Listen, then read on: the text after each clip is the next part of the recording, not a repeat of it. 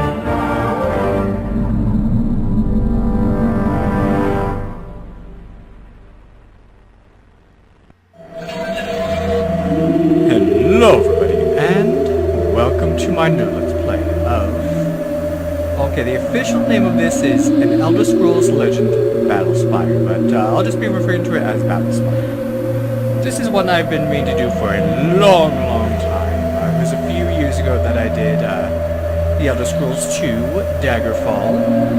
It's a pretty good game, and then I said, you know, I would be doing this one eventually. Finally got to it. It's just been...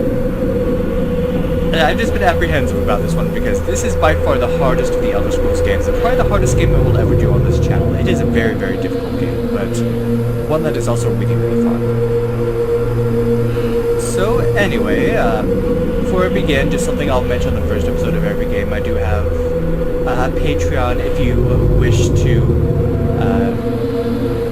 donate a little bit. You know, there aren't any real prizes or real, like, really anything that I'm, like, holding back that I need Patreon donations for. It's just something I decided to do just because, you know, getting married and all that would need anything I can get, but, you know, don't worry about it if you don't want to.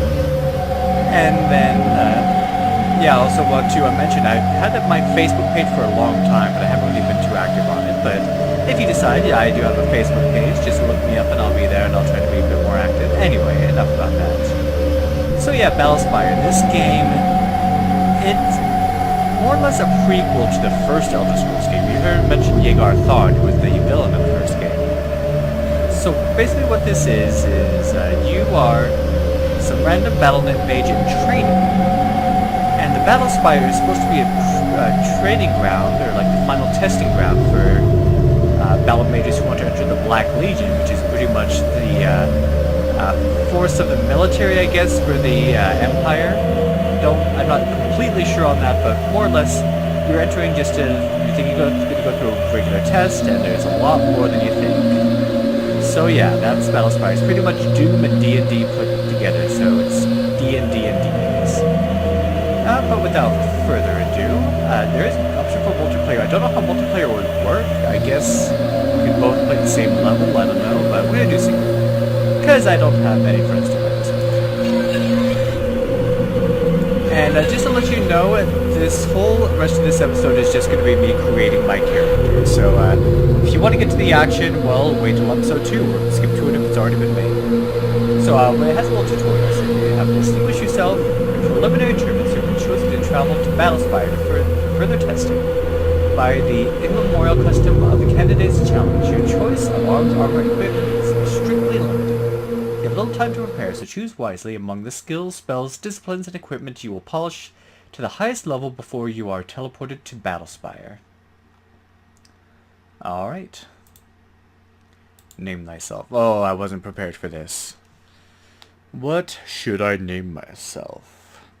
I think the first Elder Scrolls game I named myself after my Final Fantasy XIV character. Second Elder Scrolls game I named myself after my Final Fantasy XI character. And I'm kind of out of MMOs because I don't really play them much. I did play Elder Scrolls Online for a bit, and I still haven't. I should probably pick that back up, but I forgot what I named myself there. So what should I name myself here?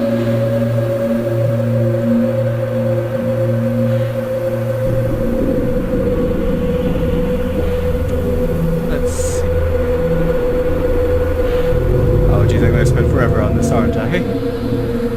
I'm trying to think. I've just read some good books with some good characters. Here we go. Character from a book I just read from if you like Raymond E5, sorry. Yeah, he's got a bunch of cool books, and there's a cool character with a cool name named Magnus. So why not Magnus? Select gender, male, female, yeah, why not? Because if you pick female, then the character screen where you dress him up, yeah, she appears naked. So if you want to see that, then get the game yourself. It's free. Alright, so each Tamrielian culture is known for its distinctive abilities in certain skills and disciplines. Each race receives bonuses for various skills. To review the description of each race and its associated skill bonuses, click on the race to read it. Okay. So which race should we be? Red Guard, the most naturally talented warriors in Tamriel. The dark Red Guards of Hammerfell seem to have been born for battle. In addition to their affinity for weaponry, Red Guards are blessed with hardy constitutions and quickness of foot. So they got long blade pistol, short blade pistol. This is actually one I'm planning to pick, but let's check it further. Let's see, the Britons. Highly intelligent and willful, the Britons have a natural bond with the forces of magic. Many great sorcerers have come out of their home province of High Rock, and even the humblest of Britain can boast high resistance to the destructive powers of magic. That might be useful, but I'm gonna have another way around that this year. I'm not going to be using much magic in this game at all. So yeah, they have lots of magical power there.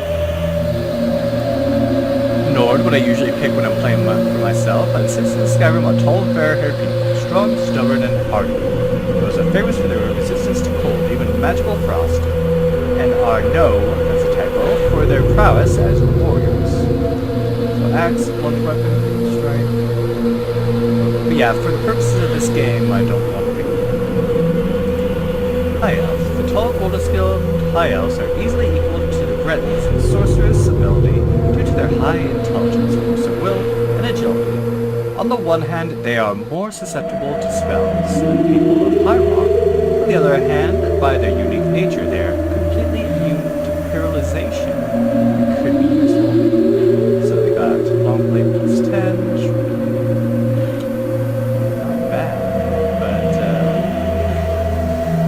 what I want. The dusky fire-eyed dark elves of Morrowind are strong, intelligent, and quick-footed people. They are legendary sorcerers and warriors with prowess with sword and bow, rivaling that of the Red Guards and Wood Elves. Except they don't get any bonuses to those things, okay? And finally, Wood Elves. Hailing from the forests of Yalonwood, the Wood Elves are the finest archers in all of Tamriel. These cousins of the High Elves and Dark Elves are nimble and quick as the wind. Because of their curious natures and natural agility, Wood Elves often become thieves. So yeah, I do want to pick because I just want to be very good with weapons here, especially long blade and with projectiles. So So I'm going to be playing this kind of differently than the first time I played, because the first time I played, it was just a huge mess. Like, I did manage to get to the end, but yeah, this is a tough game. It's very, very tough. There's going to be lots of saving and loading. But yeah, it's been a few years, so it may be a learning experience for both of us all over again. Alright, so click on the metallic arrows to review the appearances, da-da-da. And it really doesn't matter because you only see him in the menu. So I really don't care what he looks like. This is fun. Alright. So, here's this. So, you can either pick a predetermined class or create your own. Now, if you create your own, it's going to give you a certain amount of points to use. You can get points by adding some perks and skills and stuff, or take away points by giving yourself weaknesses. So let me just do a new class. Yeah, blah, blah, blah. So this is the one that's going to take a bit. Because, oh boy. Yeah, there's a lot of stuff to do, because along with all these skills, you got spells, equipment, because the only equipment you can get, you have to use points to get your own equipment. Magic items, advantages, disadvantages. I'm going to start with this one. Okay, blah, blah, blah. So, advantages here, this is some stuff that you can put to help yourself out. This is stuff that you can actually put to hinder yourself. So, let's see. So I'm going to put forbidden material, basically Daedric. Nobody can equip Daedric stuff. But if I put it as a lower form, as Orcish, I get more points. So like, the better the material, higher it is. So like, Orcish is better than Ebony, then Daedric is better than anything else. But for some reason, I can never unforbidden Daedric. So I'm just going to keep it so I can equip pretty much any weapons and armor. Now, forbidden weapons, and I want to equip two types of things, the longsword and the bow. I'm just going to forbid myself from anything else, give myself some extra ones there. So if I come across any short swords, any staffs, any axes, or like I guess any clubs, yeah, I'm not going to be able to use them. And that's fine. I like longswords better because they're a lot more reliable and predictable, and arrows really need some long distance. Now, here's this thing. Magic can destroy you in this game. Just think about it like a Daggerfall, where enemy starts casting magic on you, you're dead pretty quick. But it's also like Daggerfall in that they'll cast all their magic pretty quick and then run out of MP and then come and attack you. So here's what I'm going to do. I'm going to make myself critically weak to all magic. You might think I'm crazy, and I probably am, and I might end up regretting this, but I do have a plan in mind for how I will deal with this. So you'll just have to see. That does give me a lot more points to work with that I can use. One of these, I want to put regenerate health. You want to have that. It just helps you just regenerate health over time. Now these... Okay, as a bonus to most physical skills. Makes you tougher. No, I don't want that. Generate spell points.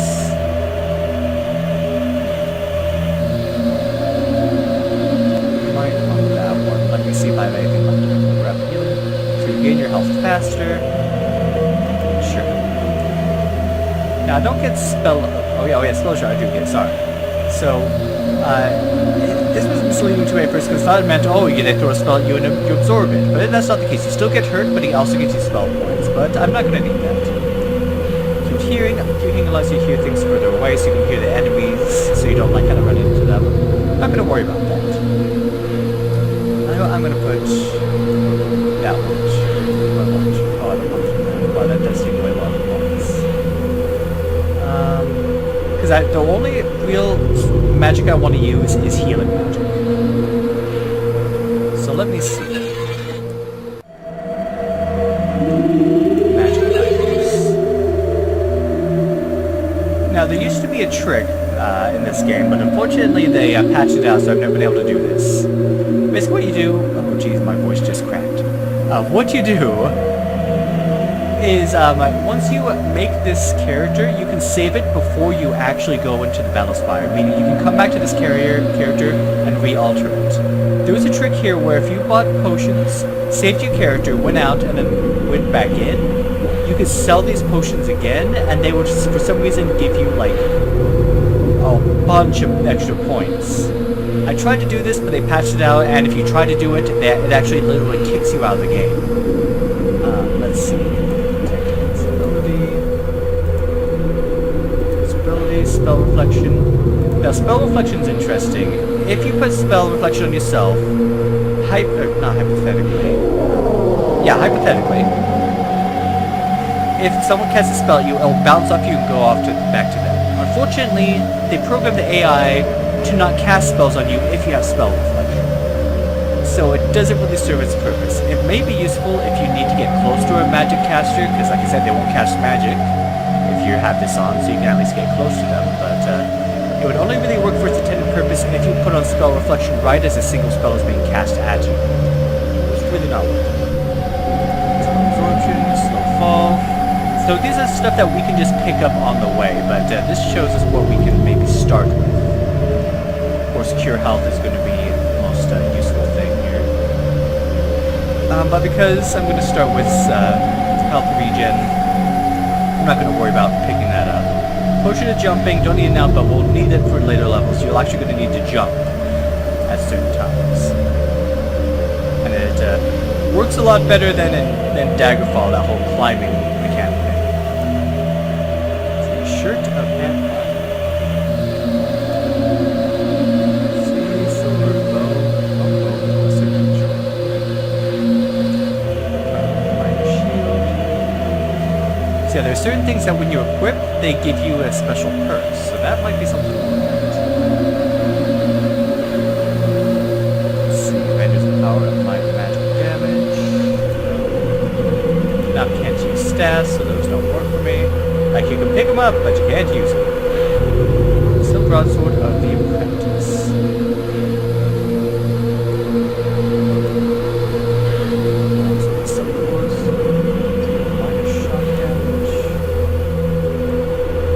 I'm not going to really be doing much of offensive magic, so I don't have this. Minor delayed damage. I'm not sure what that means. Storm magicka. It might be useful, but let me just do regular damage first. Because you want to start off with some decent equipment.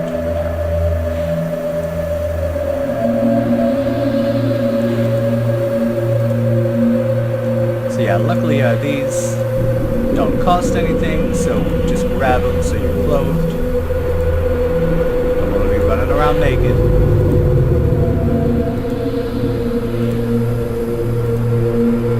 And of course with this game there is a system of like how much weight you can carry, so take note of that.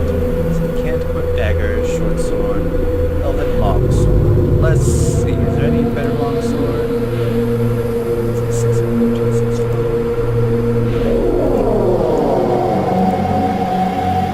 Let's go with the elven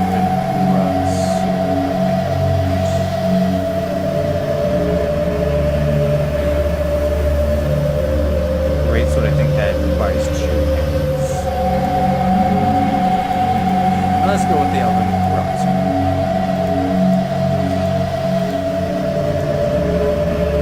bow.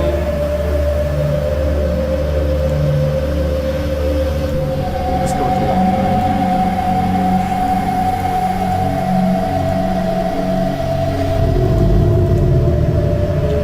And then of course you, when you use your arrows, or use your bow, you end up using arrows.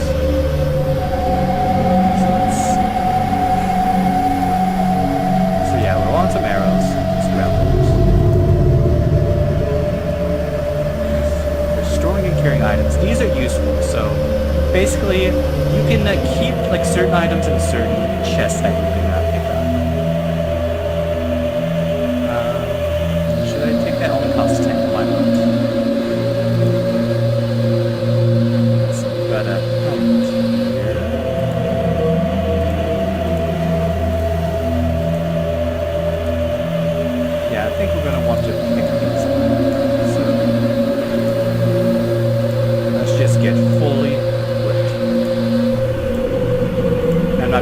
without selecting any magic items, I don't think. These should be fine. Okay. And so I've got those, so now let's use the rest of my points. Oh yeah, I do need one to get spells, so. Alright. Oh, I want to add a spell.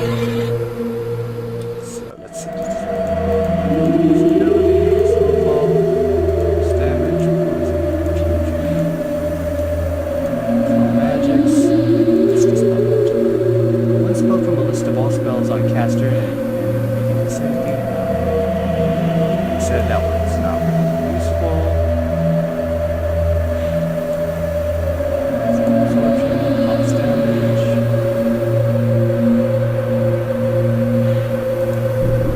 Fire shield, poison. I might want to get that, so let me get that one.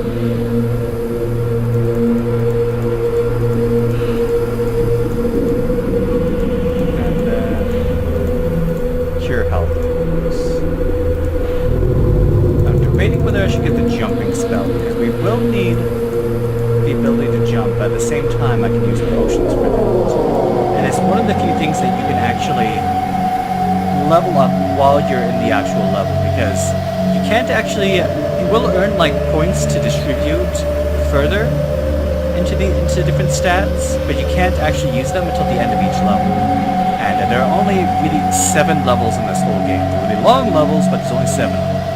So you can only really redistribute this kind of stuff 6 times. Because yeah, at the end of the 7th level you're done, so there's no need. Jumping. Let's see. Now ethereals. This one I'm gonna get. Just in case, because that's gonna be one of the keys there.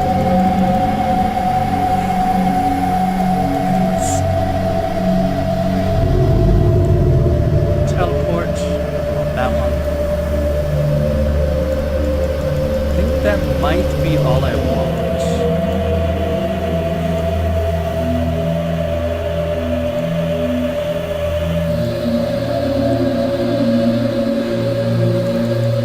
Yeah, you know what? I am going to say that is all I'm going to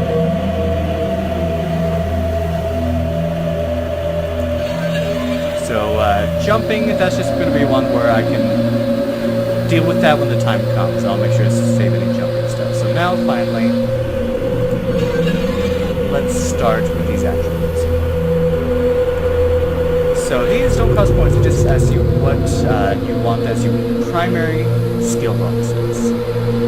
I'm going to be a very physical fighter, so I'm going to want that bonus to long blade.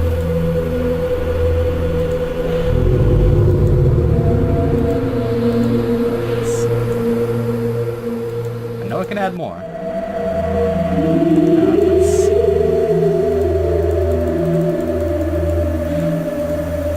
Bonus to missile.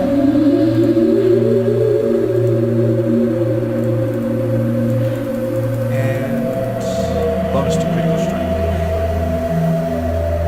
Skill bonus major.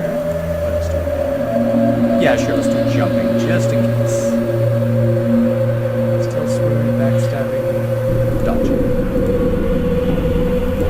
And restoration. And everything else for the minor you can just put here. Why not? Let's put swimming. Stealth, I don't think I've ever used stealth before. Backstabbing.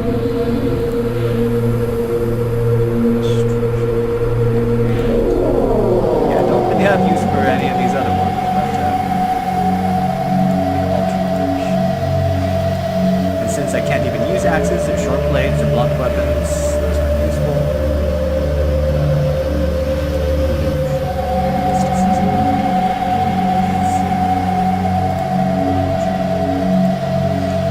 And then you can kind of hide them up by pressing these arrows, but those take away points. But we're going to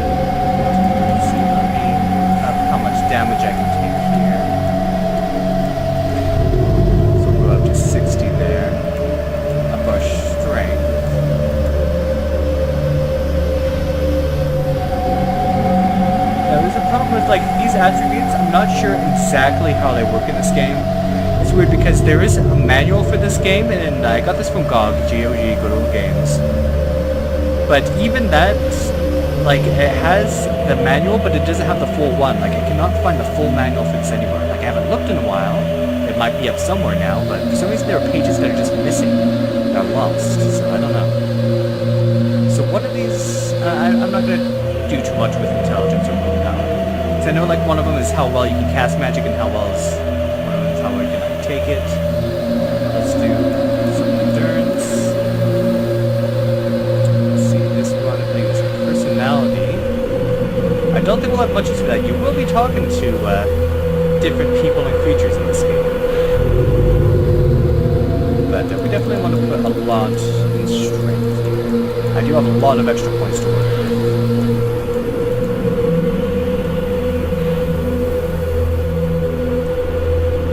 But I'm just going to do a quick hold. Maybe I can find out more about intelligence and willpower, because I want to know more. And I feel like I wasn't able to find it before, but let me try to find it now. Okay, so I was able to find those. Okay, so maybe these weren't the one things I was thinking of, because I know there are certain things in the game that I've just kind of been lost to the ether or whatever.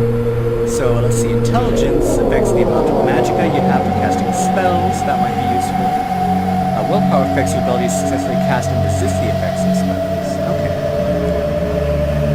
Agility affects the character's chances of hitting an enemy with a weapon or spell. Endurance affects character's health and stamina. That's easy. Personality affects other people's reactions to the character. Like I said, I'm not going to worry too much about that one.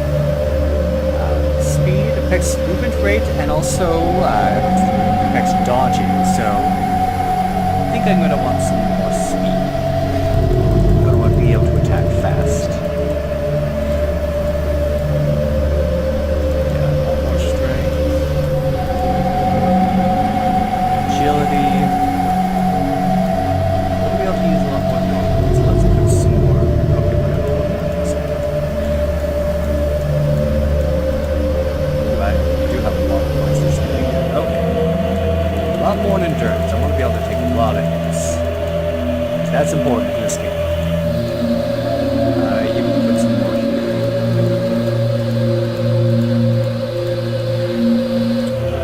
Agility. Right now I'm just kind of using up the rest of my points. I'm pretty much where I want to be. And like I said, you can add some more points to these later. And I think I've hit my limit.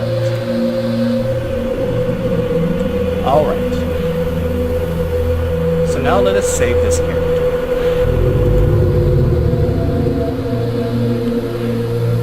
Done. Oh, I need to name your class. Whoops, forgot you gotta name this guy. So let's name him. Let's name this class the Gamesmith class.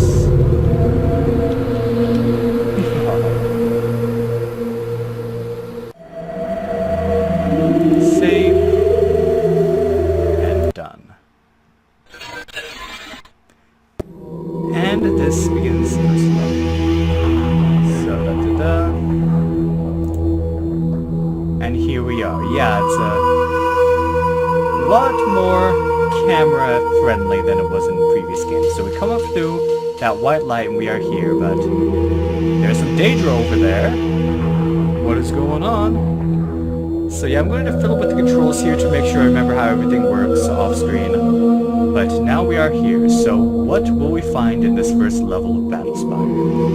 You should have to find out next time on Let's Play Battlespire. Thank you for watching and have a good day.